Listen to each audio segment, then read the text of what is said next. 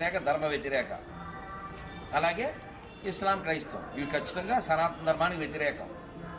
ఎవడో బయ్యా కాడు, వాళ్ళకి వాళ్ళే బయ్యాలు కాదు, నీకు బయ్యాలు అవుతారు. బుద్ధి లేని మాటలు, అవునా? ఆవిడ మేపేవాడు ఆవిడ మేసేవాడు సమానం కాదు. ఆవు పాలు దాగి మనం, ఆవు రక్తంతో వాళ్ళు. కాబట్టి ఖచ్చితంగా నిజం చెప్పండి. ఎవడు ఫీల్ అయినా సరే. మీ నాన్నగారి పేరేంటి సార్? మీ నాన్నగారి పేరేంటమ్మా? అంతే. ఎవడు ఫీల్ అయినా 10 ఏళ్ళ తర్వాత, 20 ఏళ్ళ తర్వాత, 50 ఏళ్ళ తర్వాత అదే పేరు చెప్పాలి. జై శ్రీమన్నారాయణ. మీ అందరికీ తెలుసు ఎంఐఎం అంటే ఏంటండి? దాంట్లో ఎం అంటే ఏంటండి? ముస్లిం మజ్లిస్. ఎవరి కోసం ఆ పార్టీ? అడగండి. ముస్లింల కోసం స్పష్టంగా ఉంటుంది. మన గతంలో కూడా కొన్ని చూసాం. అందరూ జెండాలు ఎలా పెడితే కొందరు ఇలా కూడా పెట్టారు. మనకు తెలుసు ఆ రంగుల్లో కాషాయం ఉండదు. ఎందుకని?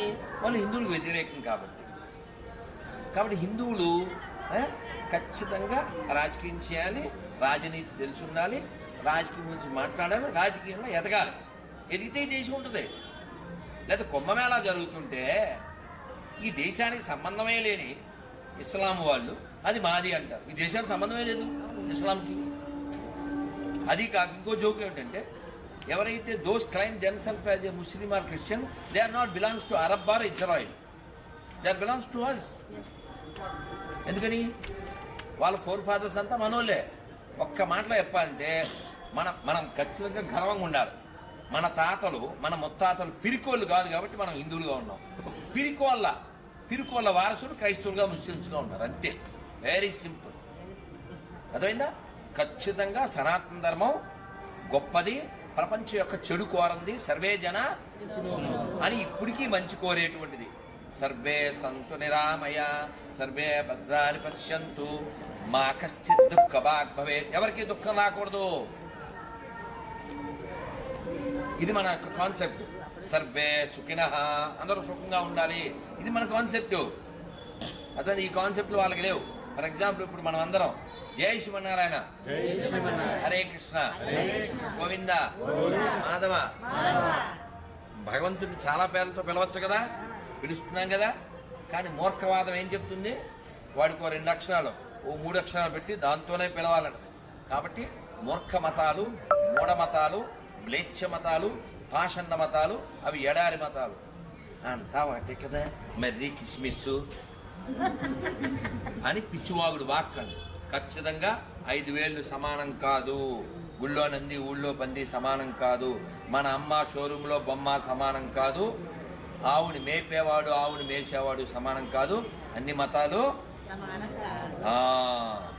ఇది మనం ఖచ్చితంగా ఎడ్యుకేట్ చేయాలి. ఈ దేశాన్ని రక్షించుకోవాలి, ఈ ధర్మాన్ని కాపాడుకోవాలి. ముగ్గురు నుంచి కాపాడుకోవాలి. ఆ ముగ్గురు ఎవరు? యాక్చువల్ అయితే 5. ఆ 5 ఎవరంటే, ఒకటి కమ్యూనిస్టులు, ఇంకోటి కాంగ్రెసిస్టులు, ఇంకోటి సెక్యులరిస్టులు. ఇవన్నీ నపుంసక బ్యాచ్. దేశ వ్యతిరేక, ధర్మ వ్యతిరేక. అలాగే ఇస్లాం, క్రైస్తవం ఇవి ఖచ్చితంగా సనాతన ధర్మానికి వ్యతిరేకం. ఎవడో బయ్యా కాడు, వాళ్ళకి వాళ్ళే బయ్యాలు కాదు, నీకు బయ్యాలు అవుతారు. బుద్ధి లేని మాటలు, అవునా? ఆవిడ మేపేవాడు ఆవిడ మేసేవాడు సమానం కాదు. ఆవు పాలు దాగి మనం, ఆవు రక్తంతో వాళ్ళు. కాబట్టి ఖచ్చితంగా నిజం చెప్పండి. ఎవడు ఫీల్ అయినా సరే. మీ నాన్నగారి పేరేంటి సార్? మీ నాన్నగారి పేరేంటమ్మా? అంతే. ఎవడు ఫీల్ అయినా 10 ఏళ్ళ తర్వాత, 20 ఏళ్ళ తర్వాత, 50 ఏళ్ళ తర్వాత అదే పేరు చెప్పాలి. జై శ్రీమన్నారాయణ.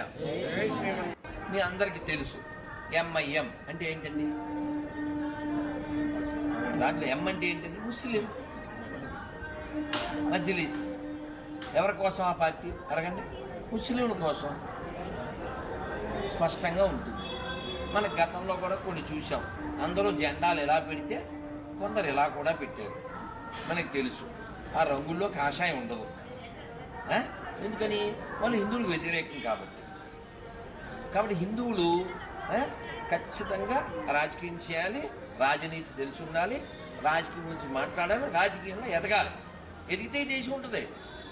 లేదా కుంభమేళా జరుగుతుంటే ఈ దేశానికి సంబంధమే లేని ఇస్లాం వాళ్ళు అది మాది అంటారు. ఈ దేశానికి సంబంధమే లేదు ఇస్లాంకి.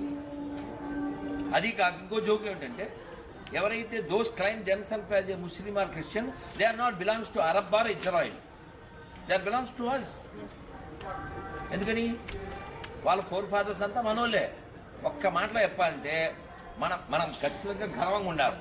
మన తాతలు మన ముత్తాతలు పిరికోళ్ళు కాదు కాబట్టి మనం హిందువులుగా ఉన్నాం. పిరికోళ్ళ వారసుడు క్రైస్తవులుగా ముస్లిమ్స్గా ఉన్నారు, అంతే. Very simple. అర్థమైందా? ఖచ్చితంగా సనాతన ధర్మం